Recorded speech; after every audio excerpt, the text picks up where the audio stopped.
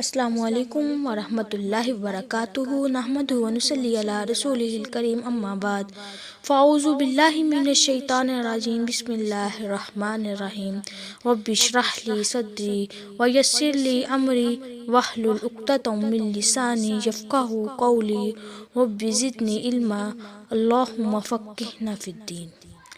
ناظرین، یہ تین خواب جو میں آپ سے بیان کرنے والی ہوں، اگر ان میں سے کوئی خواب آپ کو آتا ہے تو اللہ تعالیٰ آپ کی دلی خواہشات، مرادیں پوری کر دے گا۔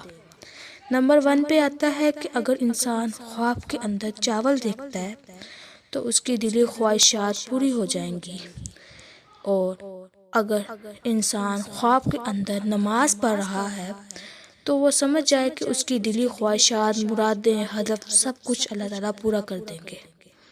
اور نمبر 3 پہ آتا ہے کہ اگر کوئی انسان خواب کے اندر وضو کر رہا ہے تو اللہ تعالیٰ اس کی ہر قسم کی خواہشات، نیک تمنائیں پوری کر دیں گے۔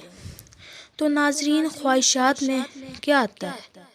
خواہشات میں انسان مال و دولت کی خواہش کرتا ہے، بیوی بچوں کی خواہش کرتا ہے، عیش و عشرت کی خواہش کرتا ہے۔ انسان بیوی تو مانگ لیتا ہے لیکن نیک بیوی کوئی نہیں مانگتا۔ نبی مکرم صلی اللہ علیہ وسلم نے فرمایا، نیک بیوی دنیا جہاں کی خزانوں سے بہتر خزانہ ہے۔ ہمیں جب بھی مانگنا چاہیے نیک بیوی کو مانگنا چاہیے۔